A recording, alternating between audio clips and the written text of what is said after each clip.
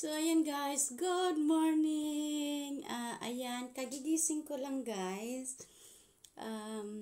Kasi wala akong pasok eh. Naaching ako guys. Naaching ako.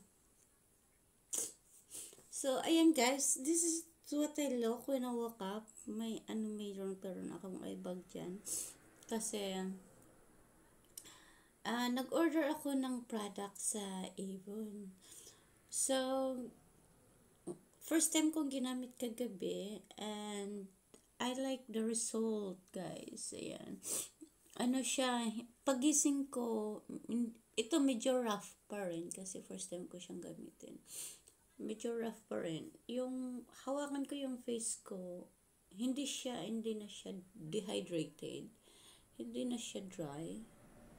Pero medyo rough pa rin yung face ko kasi kagabi ko lang ginamit kasi first time.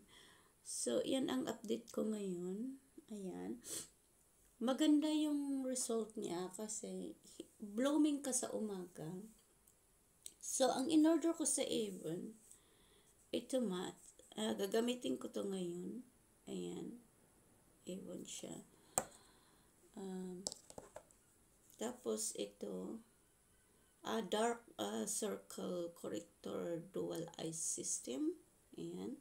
Ginamit ko to kagabi, pero mahapdi siya sa mata. Kasi nirap ko siya ng ganyan. Tapos mahapdi siya sa mata. So, hindi ko siya gusto. Tapos itong Even Nature Toner for Cream SPF 35. Ayan, toner siya guys. Yan yung ginamit ko kagabi. I love this one. I love this one. I like this. SPF 30 siya guys. So, ito naman, ang gagamitin ko ngayon, Protection Day and Cream SPF 30. So, ayan. SPF 30 siya guys. So, kung nakikita niyo siya, paano ba to?